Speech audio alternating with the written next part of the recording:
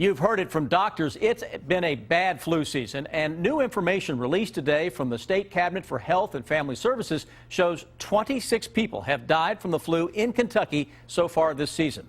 The Walgreens Flu Index claims Kentucky has the most flu activity of any state. Investigative reporter Miranda Combs looks into why the flu is so popular right now and why it's become so common.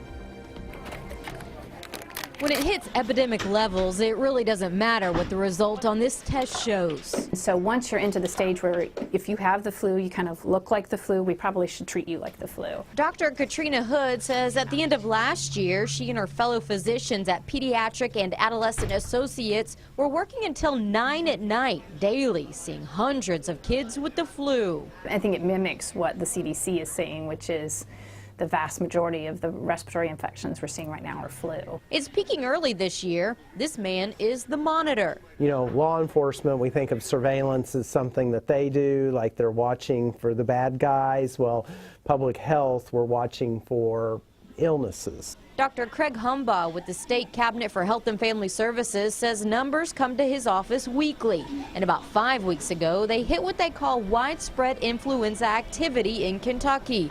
The flu is peaking earlier than most years. Usually, you see the most cases between January and March.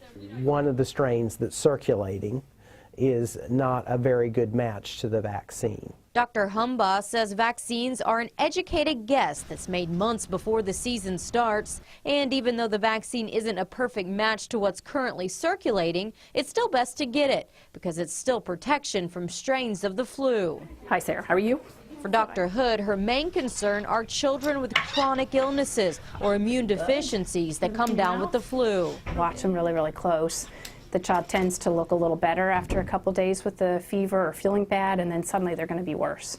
That's the indication of maybe it's pneumonia or something else that's really bad. Dr. Hood says the holidays slowed the virus some, but now that school is back in, she expects the numbers to go back up.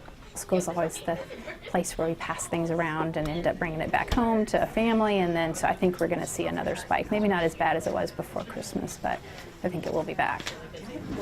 And the Fayette County Health Department is reporting 104 cases of the flu right now. Earlier this week, it was 50, so it's moving up quickly, and doctors are telling us there's no end in sight right now. That's unfortunate.